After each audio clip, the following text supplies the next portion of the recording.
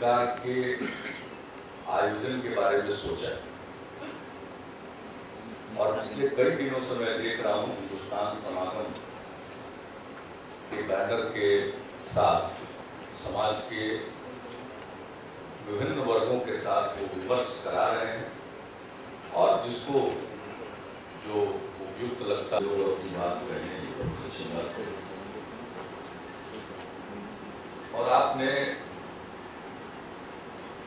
लोगों को इस बात के लिए झकझोरने की कोशिश की है अपने इस कार्यक्रम के जरिए बिहार क्यों नहीं आगे बढ़ सकता। तो जो आपका उद्देश्य है वो सराहनीय है, इसलिए मैं सबसे पहले इस प्रयास के लिए आपकी प्रशंसा करना चाहता हूँ। अब जो कार्यक्रम है सब लोग अपनी बात कहेंगे और जब लोगों के बीच में एक दूसरी बात रखेंगे, मुझे ज्यादा कुछ नहीं कहना है। लोग क्या महसूस करते हैं ये ज्यादा महत्वपूर्ण। विभिन्न दलों के लोग क्या महसूस करते हैं वो उतना महत्वपूर्ण नहीं। लोगों की क्या फीलिंग, बिहार में कुछ तब्दीली आ रही है या नहीं आ रही, लोगों की क्या एक दूसरे के खिलाफ जो है वो तो कहेंगे,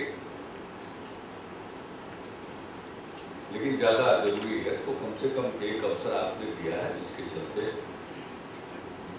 एक डिबेट, एक वाद विवाद शुरू हो रहा। 2020 तक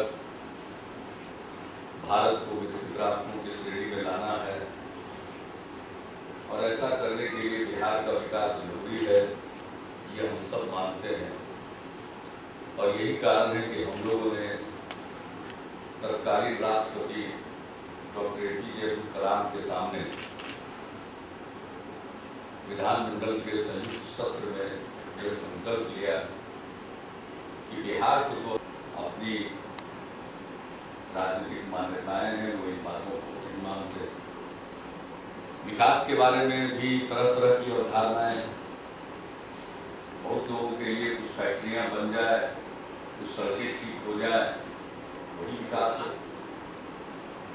बहुत लोगों के लिए कोई कुछ संस्थाएं बन जाए, वही विकास है। अलग अलग अवधारणा, इंक्लूसिव ग्रोथ होना चाहिए।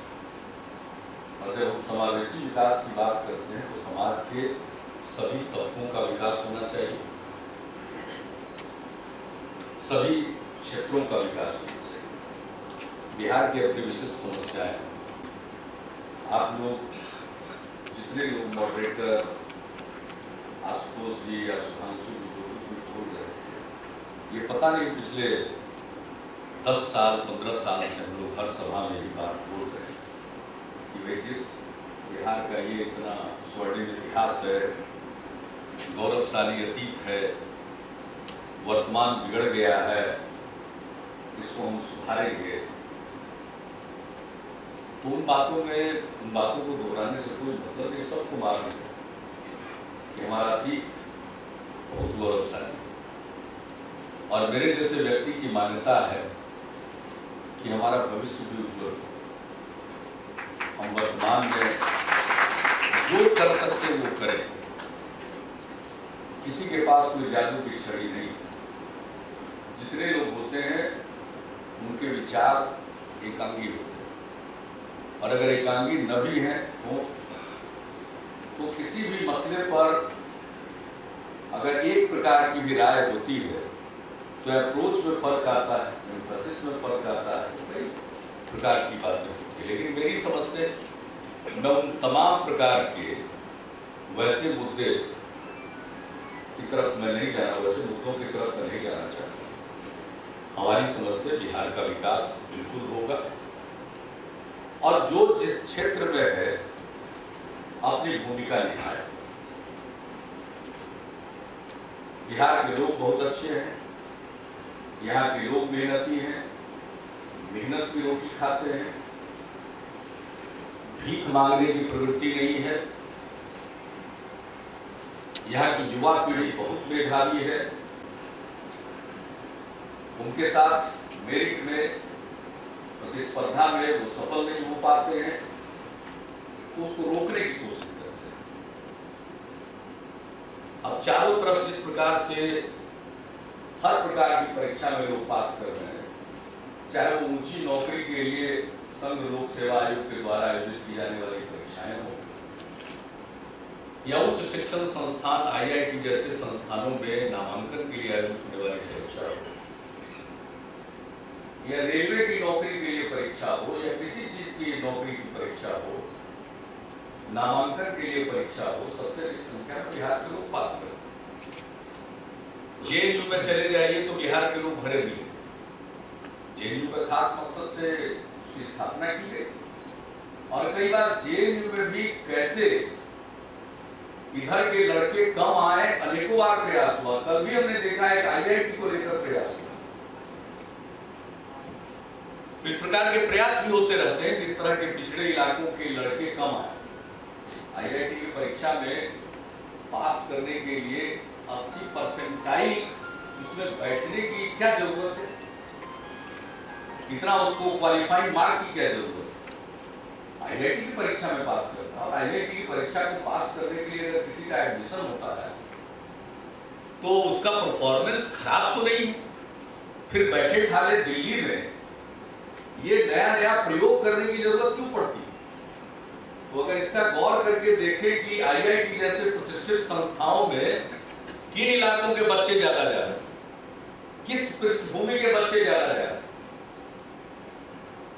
तो लोग अपने मेरिट पर, अपनी मेधा पर जब आगे बढ़ रहे हैं, हर जगह पहुंच रहे हैं, तो यह भी देखने की बात है इस प्रकार के समागम में कि कहां रोकने की कोशिश होती है। बात कहां चलती है? इंक्लूसिव सोसाइटी, इंक्लूसिव ग्रोथ, और जो कदम उठाए जाते हैं वो एक्सक्लूसिव होते हैं, एक्सक्लूड करता है लोगों को। तो इसका कोई औचित्य नहीं है। मैंने तो व्यक्तिगत रूप से जैसे ये टेलीविजन पर खबर आई और मीडिया के एक मित्र के माध्यम से हमको सूचना मिली, क्योंकि मैं टेलीविजन कम देख पाता हूँ, टेलीविजन पर क्या आ रहा है हमारे सहयोगी मुझको जानकारी 2-3 घंटे पर दे दिया करते हैं, गलत बात है, लेकिन एक मीडिया के मित्र ने जब बताया तो तत्काल हमने इसका प्रतिवाद भी किया और उसके लिए पत्र भी लिखा। वो एक अलग विषय है, लेकिन मैं इस बात का उल्लेख सिर्फ इसलिए कर रहा हूं कि लोग अपने मेरिट पर और अपनी मेहनत के बदौलत आगे बढ़ते हैं, उनको रोका जाता है। अब देश के किसी हिस्से में जाने से कोई रोक, भाई वो बिहार तो बहुत अच्छा होगा जिसमें किसी बिहार वासी को बिहार के बाहर जाने की जरूरत न पड़े, लेकिन क्या ये मुमकिन है और क्या सही भी है? हर प्रदेश के लोगों को दूसरे प्रदेश में जाकर काम करना चाहिए। ये बात अलग है कि बिहार के लोग, पूर्वी उत्तर प्रदेश के लोग ये मिजाज से ही थोड़ा प्रवासी हमेशा जाते हैं, पता नहीं कहां कहां पहुंच गए, मॉरिशस पहुंच गए। उन दिनों जबकि मशीन से चालित पानी का जहाज भी नहीं हुआ करता, उन दिनों पहुंचे, उसके आगे पहुंचे, तो वो एक अलग प्रश्न है।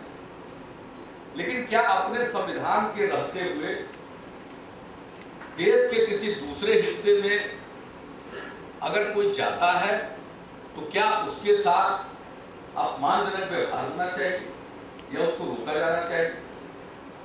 और ऐसा करके क्या हम देश को मजबूत बनाएंगे? क्या ऐसा करके हम 2020 तक कोई विकसित राष्ट्र बना पाएंगे? और कौन सा विकसित राष्ट्र जिसमें विकास के कुछ द्वीप बन रहे हैं? और बिहार जैसे राज्यों का क्या कसूर है? हम अतीत की चर्चा करते हैं, आजादी के बाद क्या हुआ उसको भूल जाते हैं। बिहार के जमाने में भी हुआ, अंग्रेजों के जमाने के बाद में भी हुआ। और क्या कारण है कि बिहार जैसे राज्य में जहां अपार संभावनाएं थी, जब आजादी मिली थी तब पूरब के इलाके ज्यादा विकसित थे। कृषि के मामले को देख लीजिए, शिक्षा के मामले को देख लीजिए, आगे निकले हुए। लेकिन कुछ नीतियां बनी आजादी के बाद। अब ये फ्रेट इक्वलाइजेशन हुआ, अगर फ्रेट इक्वलाइजेशन नहीं हुआ होता तो ये पूरे पूरब के जो प्रदेश हैं, चाहे वो बिहार हो या बिहार का एक हिस्सा झारखंड में चला गया या उड़ीसा हो, या बंगाल हो, इन सब इलाकों का विकास ज्यादा होता।